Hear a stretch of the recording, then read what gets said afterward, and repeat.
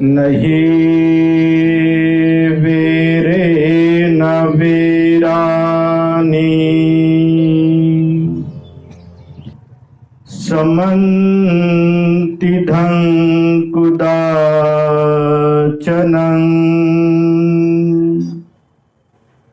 अवेरे नच्च सम्मति एष धम्मो सनातनो।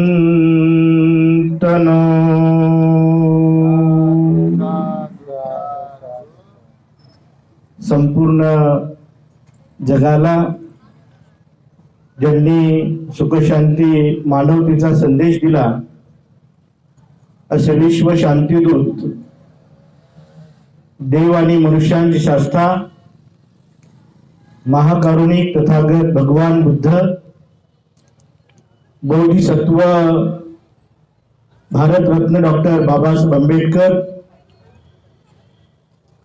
आजच्या या मंगलमय दिनी कैलास नगर येथील अष्टशील बुद्धविहारामध्ये भिक्खू यम धम्मज्योती थेरो यांच्या मार्गदर्शनाखाली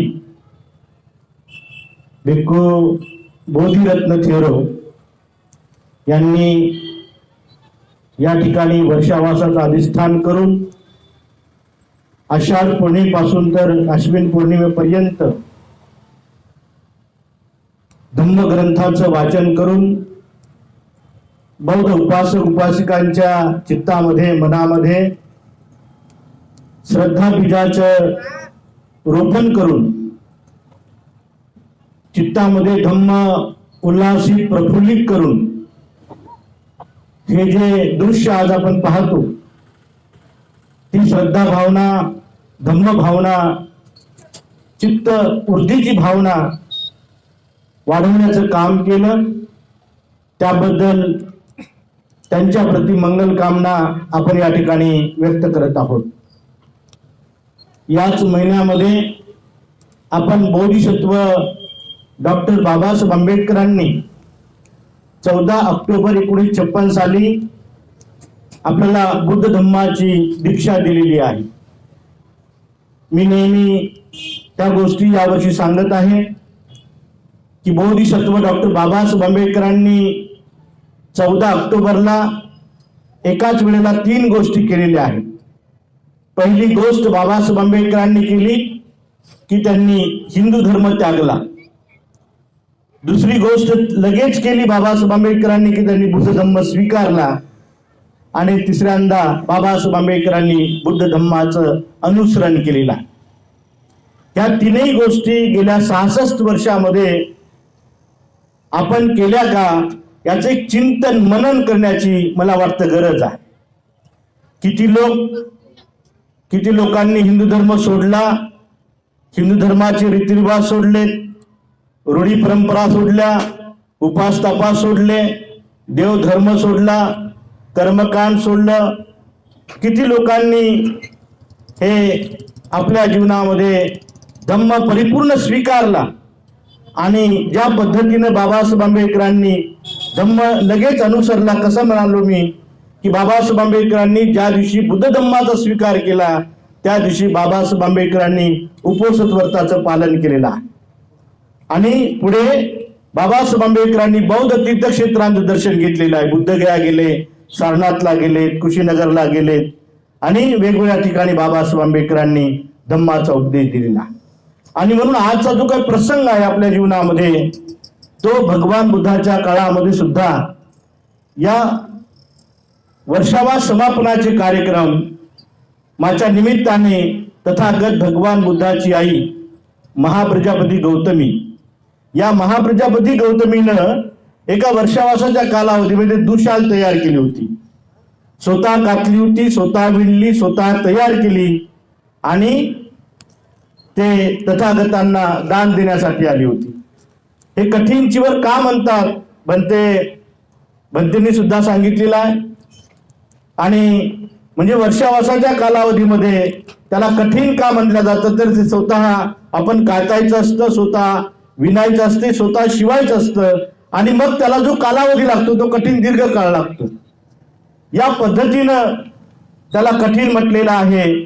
आणि म्हणून महाप्रजापती गौतमीने सुद्धा ही गोष्ट केली की स्वतः एक दुशाल तयार केली आणि ती तथागत भगवान बुद्धाकडे घेऊन आली आणि भगवान बुद्धाला म्हणाली की भगवान, मी आपण स्वतः कातलेली आहे, स्वतः विणलेली आहे, स्वतः तयार केलेली आहे, आपण त्याचा स्वीकार करावा. बुद्ध भगवान म्हणतात, माते तू हे संघाला दान दे.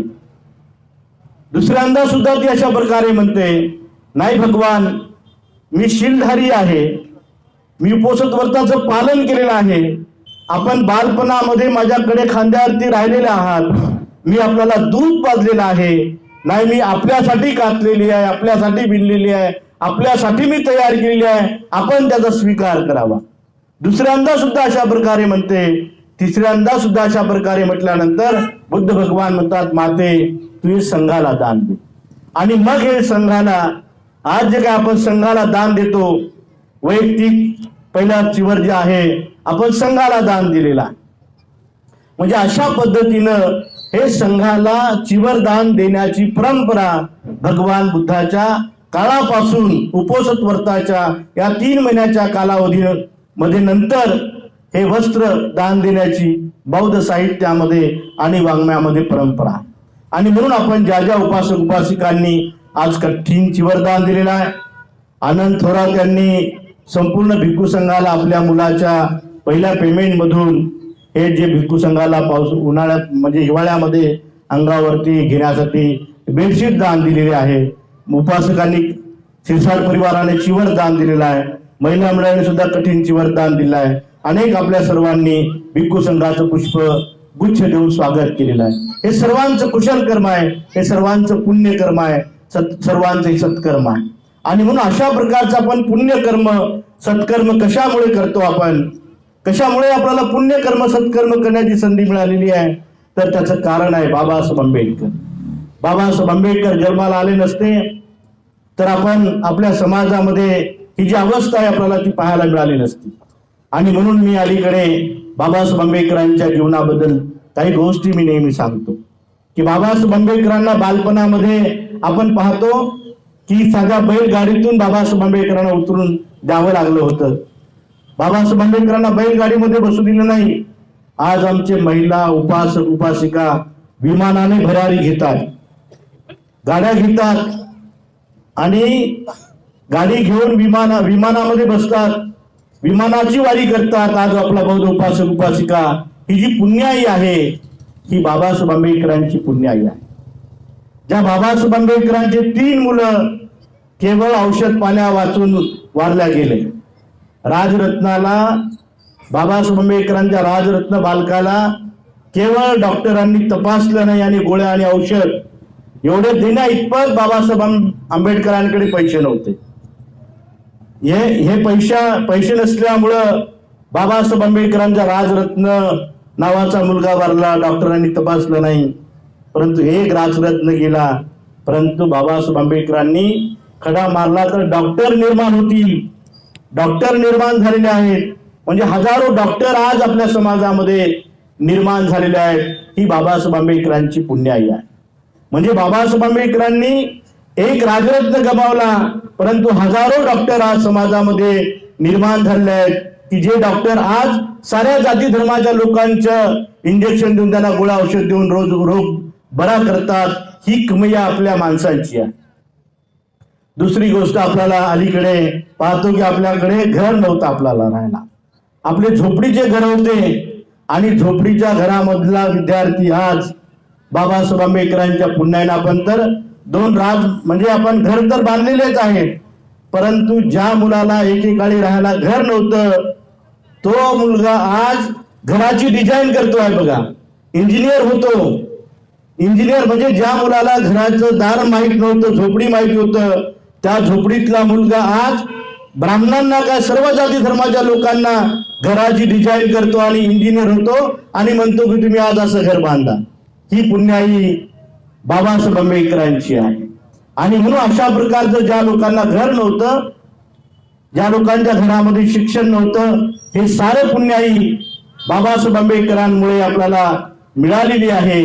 आणि म्हणून आपण आपल्या जीवनामध्ये बाबासाहेब आंबेडकरांनी सांगितलेल्या काही गोष्टी आपण ध्यानामध्ये आणि मनामध्ये घेतल्या पाहिजे. बाबासाहेबांच्या पुण्याईने आपल्याला सारं वैभव मिळालेलं आहे. आणि म्हणून बाबासाहेब आंबेडकरांनी दिलेल्या 22 प्रतिज्ञा असतील, बाबासाहेब आंबेडकरांनी किमान आठवड्यातून एक दिवस तरी बुद्ध विहारामध्ये जा, असं बाबासाहेब आंबेडकर सारनाथला आपल्या शेवटच्या भाषणामध्ये म्हणाले होते. आणि म्हणून वर्षावास संपला म्हणजे सारं संपलं असं नाही आहे. वर्षावास संपला म्हणजे हा एक उत्सव, आपला बौद्ध धर्मातला चांगला उत्सव संपलेला आहे. परंतु आपले कर्तव्य, बुद्ध धर्माप्रती असलेले कर्तव्य, भिक्खूबद्दल असलेले कर्तव्य, विहारामध्ये येण्याचे कर्तव्य, जे काही आपल्याला कर्तव्य सांगितलेले आहेत, उपासक उपासिका म्हणून दान देण्याचे कर्म असतील, कर्तव्य असेल, भिक्खूला भोजन दान देण्याचं कुशल कर्म असेल, विहारामध्ये येण्याचं कर्म असेल, ध्यान साधना करण्याचं कर्म असेल, अनेक अशा बाबी आहेत जे काही कर्म कर्तव्य आपल्याला बुद्ध धर्मामध्ये सांगितलेले आहेत, ते आपण सदैव या निमित्तानं आपल्या जीवनामध्ये केले पाहिजेत. बाबासाहेब आंबेडकर म्हणाले की किमान आठवड्यातून एक दिवस तरी आम्ही बुद्ध विहारामध्ये आलं पाहिजे. आजच्या दिनी आपण अशा प्रतिज्ञा केली पाहिजे की वर्षावास संपला म्हणजे आम्ही विहाराला कुलूप लावणार नाही, विहारामध्ये येणार नाही, असा आम्ही आमच्या चित्तात मनामध्ये क्लेश पण सुद्धा येऊ देणार नाही. बाबासाहेब आंबेडकरांनी सांगितलं की आम्ही किमान आठवड्यातून एक दिवस तरी बुद्ध विहारामध्ये येत राहू, हा एक संकल्प आपण आजच्या दिनी केला पाहिजे.